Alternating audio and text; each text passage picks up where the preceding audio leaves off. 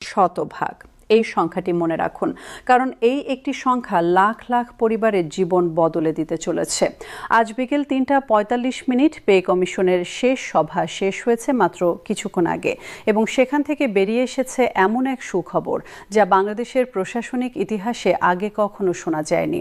যদি আপনি পেনশনভোগী হন, যদি আপনার পরিবারে কেউ পেনশন পান, তাহলে আজকের এই খবর আপনার জীবন পাল্টে দেবে। নবম জাতীয় পে স্কেল নিয়ে দীর্ঘদিনের অপেক্ষার অবসান ঘটেছে, কিন্তু এবারের পে স্কেল আগের সবগুলোর চেয়ে আলাদা। কারণ এবার শুধু কর্মরতদের কথা ভাবা হয়নি, যারা জীবনের সোনালী সময় রাষ্ট্রের সেবায় কাটিয়ে এখন অবসরে আছেন, তাদের জন্য এসেছে এক বৈপ্লবিক সংস্কার। পে কমিশনের সদস্যরা আজ যে সুপারিশমালা চূড়ান্ত করেছেন তা বার্ধক্যকালীন জীবনের মোড় ঘুরিয়ে দেবে। রাজধানীর মন্ত্রিপরিষদ বিভাগের সম্মেলন কক্ষে অনুষ্ঠিত এই ঐতিহাসিক সভায় সভাপতিত্ব করেন পে কমিশনের চেয়ারম্যান। সভা শেষে কমিশনের একজন দায়িত্বশীল কর্মকর্তা গণমাধ্যমকে নিশ্চিত করেছেন যে এবার শুধু বেতনই বাড়ছে না, পেনশনে আসছে যুগান্তকারী পরিবর্তন। এবং সেই পরিবর্তনের মূল কথা একটাই, যাদের আয় কম তাদের বেশি সুবিধা। গতানুগতিক পদ্ধতি ভেঙে এবার পে কমিশন এক বিজ্ঞানসম্মত ও মানবিক পথ বেছে নিয়েছে। পেনশনভোগীদের আয়ের স্তর অনুযায়ী তিনটি ভিন্ন ক্যাটাগরিতে ভাগ করা হয়েছে এবং প্রতিটি ক্যাটাগরির জন্য আলাদা বৃদ্ধির হার নির্ধারণ করা হয়েছে। প্রথম ক্যাটাগরি, এখানে রয়েছেন নিম্ন আয়ের পেনশনভোগীরা, যারা বর্তমানে মাসে ২০,০০০ টাকার কম পেনশন পান। তাদের জন্য এসেছে সবচেয়ে বড় সুখবর, তাদের পেনশন বাড়বে শতভাগ। হ্যাঁ, আপনি ঠিকই শুনেছেন, ১০০%। মানে তাদের পেনশন দ্বিগুণ হয়ে যাবে। যিনি বর্তমানে ১০,০০০ টাকা পেনশন পান, তিনি পাবেন ২০,০০০ টাকা। যিনি ১৫,০০০ টাকা পান, তিনি পাবেন ৩০,০০০ টাকা। একবার ভাবুন তো, একজন চতুর্থ শ্রেণীর অবসরপ্রাপ্ত কর্মচারী যিনি হয়তো মাসে ৮,০০০ টাকা পেনশন পান, বর্তমান বাজার দরে এই টাকা দিয়ে কিভাবে মাস চলে? ওষুধের খরচই তো ৫,০০০ টাকা, বাড়ি ভাড়া, খাবার, বিদ্যুৎ বিল সব মিলিয়ে নিদারুণ কষ্টে দিন যায়। কিন্তু এখন তার পেনশন হবে ১৬,০০০ টাকা। এই ৮,০০০ টাকা বৃদ্ধি তার জীবনে কি পরিবর্তন আনবে তা সহজেই অনুমেয়। দ্বিতীয় ক্যাটাগরি, মধ্যম আয়ের পেনশনভোগীরা, যারা মাসে ২০,০০০ থেকে ৪০,০০০ টাকার মধ্যে পেনশন পান। তাদের পেনশন বাড়বে ৭৫%। যিনি ৩০,০০০ টাকা পেনশন পান, তিনি পাবেন ২২,৫০০ টাকা বেশি, মানে তার মোট পেনশন দাঁড়াবে ৫২,৫০০ টাকা। এই বৃদ্ধি মধ্যবিত্ত পেনশনভোগীদের জীবনযাত্রার মান ধরে রাখতে বিশাল ভূমিকা রাখবে। তৃতীয় ক্যাটাগরি, উচ্চ আয়ের পেনশনভোগীরা, যারা মাসে ৪০,০০০ টাকার বেশি পেনশন পান, তাদের ক্ষেত্রে বৃদ্ধির হার ৫৫%। শতাংশের হিসেবে কম মনে হলেও টাকার অঙ্কে এটি উল্লেখযোগ্য। যিনি ৫০,০০০ টাকা পান, তিনি পাবেন ২৭,৫০০ টাকা বেশি। মোট পেনশন হবে ৭৭,৫০০ টাকা। এই স্তরভিত্তিক বৃদ্ধি পেছনে একটি গভীর মানবিক চিন্তা কাজ করেছে। যার আয় কম, তার প্রয়োজন বেশি। যে নিম্ন পেনশনে কোনো মতে মাস চালান, তার জন্য প্রতিটি টাকা জীবন মরণের প্রশ্ন। পে কমিশন সেই বাস্তবতা উপলব্ধি করেছে এবং সেই অনুযায়ী সুপারিশ করেছে। কিন্তু পেনশন বৃদ্ধি শেষ কথা নয়। আসল বিপ্লব এসেছে চিকিৎসা ভাতায়। বার্ধক্যে মানুষের সবচেয়ে বড় খরচ কোথায়? ওষুধ আর চিকিৎসায়। ডায়াবেটিস, উচ্চ রক্তচাপ, হৃদরোগ, বাতের ব্যথা এসব তো নিত্যসঙ্গী। প্রতি মাসে ওষুধের খরচ হাজার হাজার টাকা, হাসপাতালে গেলে আরও বেশি।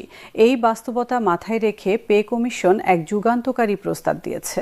যাদের বয়স ৭৫ বছর বা তার বেশি, তাদের জন্য চিকিৎসা ভাতা নির্ধারণ করা হয়েছে মাসিক ১০,০০০ টাকা। বর্তমানে অনেক ক্ষেত্রে এই ভাতা মাত্র ২-৩ হাজার টাকা, কোথাও কোথাও আরও কম। ১০,০০০ টাকা চিকিৎসা ভাতা একজন ৭৫ বছর বয়সী মানুষের অন্তত মৌলিক ওষুধের খরচ মেটাতে সহায়ক হবে। আর যাদের বয়স ৫৫ বছরের কম বা যারা পারিবারিক পেনশন পান বা সদ্য অবসরে গেছেন, তাদের জন্য চিকিৎসা ভাতা ৫,০০০ টাকা করার সুপারিশ করা হয়েছে। অর্থাৎ চিকিৎসা ভাতার ক্ষেত্রেও বয়স ও প্রয়োজনীয়তাকে প্রাধান্য দেওয়া হয়েছে। এই সুপারিশগুলো যদি সরকার অনুমোদন করে, তাহলে বাংলাদেশের পেনশনভোগীরা প্রথমবারের মতো তাদের চাহিদার প্রকৃত প্রতিফলন দেখবেন। পেনশনভোগীদের জন্য এত বড় সংস্কার এর আগে কোনো পে কমিশন করতে পারেনি। বিশ্লেষকরা একে ঐতিহাসিক পদক্ষেপ বলে অভিহিত করছেন।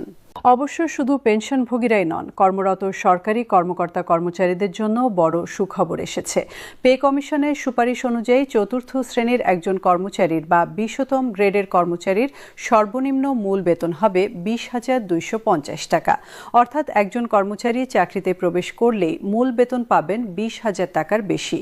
এর সঙ্গে বাড়ি ভাড়া, চিকিৎসা ভাতা এবং অন্যান্য ভাতা যোগ করলে মোট বেতন একটি সম্মানজনক পর্যায়ে পৌঁছাবে।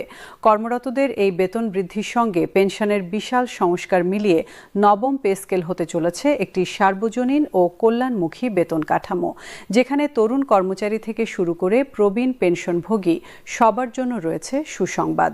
বিকেল 3:45 সভা শেষ করে পে কমিশনের সদস্যরা এখন যাচ্ছেন রাষ্ট্রীয় অতিথি ভবন যমুনায়।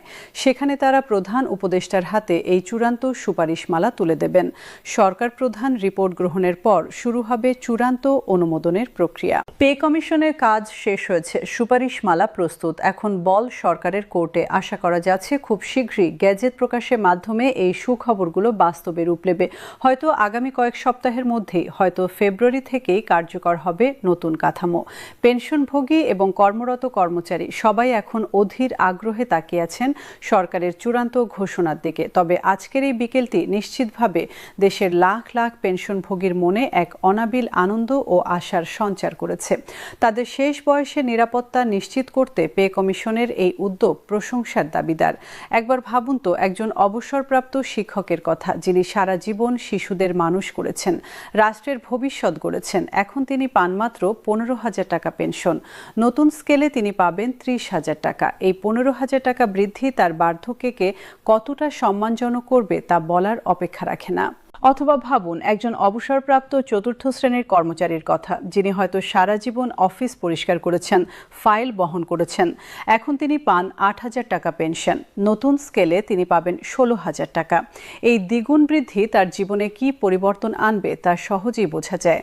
এই যে মানবিক দৃষ্টিভঙ্গি, এই যে বাস্তবতার স্বীকৃতি, এটাই নবম পে স্কেলকে আগের সবগুলো থেকে আলাদা করেছে। এবার শুধু সংখ্যা দিয়ে হিসাব করা হয়নি, মানুষের প্রয়োজন, মানুষের কষ্ট, মানুষের বাস্তবতা এসব বিবেচনায় নেওয়া হয়েছে। দেশে এখন প্রায় 5 লাখের বেশি পেনশনভোগী রয়েছেন। তাদের অধিকাংশই নিম্ন ও মধ্যম আয়ের শ্রেণীতে পড়েন। এই বিশাল জনগোষ্ঠীর জীবনমান উন্নয়নে পে কমিশনের এই সুপারিশ মাইলফলক হিসেবে বিবেচিত হবে। আর এটি শুধু পেনশনভোগীদের জন্যই ভালো নয়, তাদের পরিবারের জন্য স্বস্তির। একজন পেনশনভোগী যখন আর্থিক নিরাপত্তা পান, তখন তার সন্তানদের ওপর চাপ কমে, পরিবারের শান্তি আসে, সমাজে স্থিতিশীলতা বাড়ে।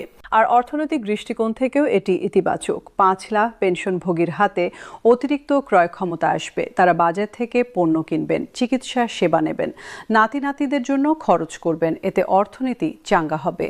এখন প্রশ্ন হচ্ছে, কবে কার্যকর হবে এই নতুন কাঠামো? সূত্র জানাচ্ছে, প্রধান উপদেষ্টা রিপোর্ট গ্রহণের পর মন্ত্রিসভায় অনুমোদনের জন্য পাঠাবেন। সেখান থেকে অনুমোদন পেলে গেজেট প্রকাশিত হবে। পুরো প্রক্রিয়া শেষ হতে 2 থেকে 3 সপ্তাহ লাগতে পারে। অনেকে আশা করছেন ফেব্রুয়ারির মাঝামাঝি নাগাদ গেজেট প্রকাশ হতে পারে। তাহলে মার্চ মাস থেকে নতুন পেনশন পাওয়া শুরু হবে। তবে যাই হোক, আজকের এই সুপারিশ একটি বিষয় নিশ্চিত করেছে, দেশের পেনশনভোগীরা আর অবহেলিত নন। তাদের কষ্ট দেখা হয়েছে, তাদের প্রয়োজন স্বীকৃতি পেয়েছে এবং সেই অনুযায়ী পদক্ষেপ নেওয়া হয়েছে। নবম জাতীয় পে স্কেল এখন শুধু সময়ের অপেক্ষা, কিন্তু আজকের এই বিকেল ইতিমধ্যে ইতিহাস হয়ে গেছে। বাংলাদেশের প্রশাসনিক ইতিহাসে এই দিনটি স্বর্ণাক্ষরে লেখা থাকবে, যেদিন দেশের প্রবীণ নাগরিকদের সম্মান ও নিরাপত্তা নিশ্চিত করার জন্য এক যুগান্তকারী সিদ্ধান্ত নেওয়া হয়েছিল। One more script but different.